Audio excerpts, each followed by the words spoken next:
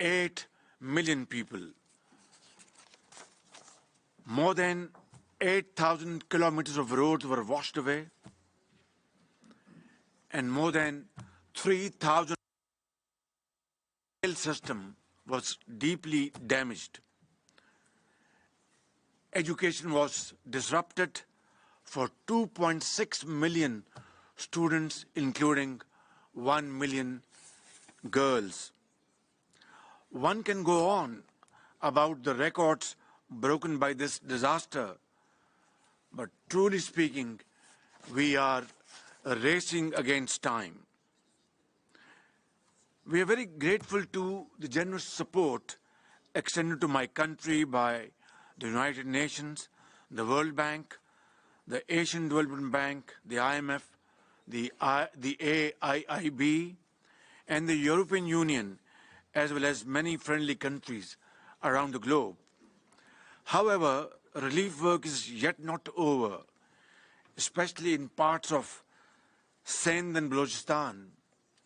Our young and able Foreign Minister belongs to the province of Sindh, where the flood water still needs to be drained to reclaim the agricultural land, to grow food, to build homes, reconstruct infrastructure, and rehabilitate institutions and services. Excellencies, you will appreciate that we need to give 33 million people who are deeply affected by the floods their future back. Their families must stand on their feet, and they must come back in life and earn their livelihood. Today's convening is an attempt to give my people another chance at getting back on their feet. Last October, in collaboration with our development partners, we prepared a post-disaster needs assessment, PDNA, that calculated the total destruction and economic losses from the floods to exceed $30 billion, which is 8% of Pakistan's GDP, pushing 9 million people into abject poverty.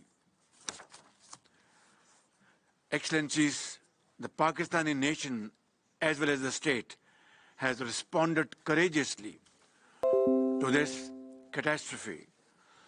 Those who had little came forward to help those who had lost everything.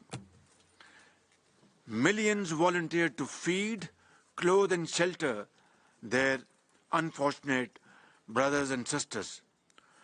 20,000 troops, hundreds of helicopters, aircrafts, and motorboats were mobilized for round-the-clock rescue operations. And in that, I count those wonderful contributions from our friendly countries in the Middle East, in Europe, Far East, and from other parts of the world. They saved thousands of lives and quickly restored disrupted communications. All resilience funds were repurposed to provide cash grants of over $400 million to more than 2.7 million households. Despite our acute financial constraints, we mobilized around $575 million for the emergency, including the UN flash appeal. Excellencies, the one lesson we have learned is that nothing can go back to business as usual. Tough choices will continue to be made, and I'm painfully aware that a taxonomy of harder and harsher reforms will make lives in the Pakistani streets and villages harsher than ever before. But the scale of the resource gap for funding crisis recovery is so wide that it has redefined how we think about resilience. Frankly, it has changed life forever. Building on the post-disaster needs assessment, my government has prepared a comprehensive framework plan for recovery, rehabilitation, and reconstruction with resilience. Its broad contours are set out in the 4RF document that will be presented to you in the next session of the conference. The first part of the 4RF plan reflects the priorities for recovery and reconstruction, bearing in mind the minimum funding requirement of $16.3 billion, half of which is proposed to be met from domestic resources and the other half from our own development partners and friends. The second part of the framework plan incorporates flood resilience in the design and infrastructure projects such as protecting key highways, the main railway line network, as well as an early warning system and capacity building for rescue and relief in future disasters. Our funding gap for minimum recovery is $8 billion and will be needed over the span of the next 3 years. Excellencies, it is clear that Pakistan's ability to recover from the colossal flood disaster, to restore critical infrastructure and revive rapid economic growth will hinge substantially on the speed of these actions. And the most important link in this chain will be financial resourcing.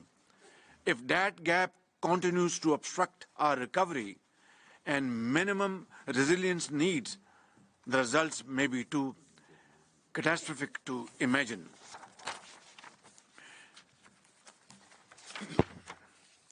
This conference is not just about helping to rebuild the lives and livelihoods of the people affected by global crisis. In fact, it is about the solidarity and vision needed to ensure the world's transition to a sustainable future, not just on paper or PowerPoint, but on the ground, in schools, in the fields, in businesses, in industry and homes. Even as we plan for a future of resilience, the shocks that disaster bring can never be wholly accounted for, but resilient societies look for the light of opportunity in the darkness of disaster.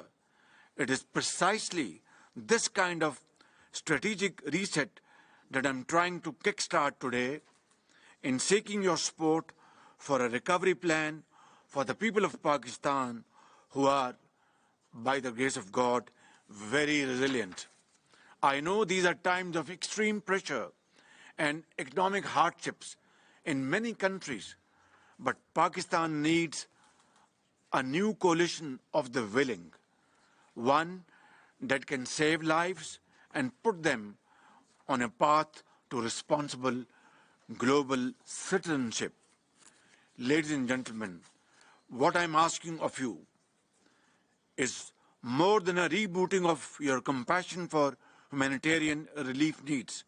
Today, I am asking for your support for those who have lost their life savings, their homes and livelihoods, those who are sitting under blue sky, facing the harshest of winters and looking forward to your help and support from mankind. I am asking for a sustained international support plan to meet this daunting challenge. I am asking for a new lifeline for people who need to power our economy and re-enter the 21st century with a future that is protected for such extreme risks to human security. Together, we have to rebuild their lives and their dreams. Your solidarity and long-term support to the people of Pakistan at this very critical juncture will make the difference between staying unprepared or facing the future with renewed hope and aspirations. In the end, I thank you once again for your support in this conference today. Your unity of thought and action will always be remembered by the people of Pakistan. Thank you very much.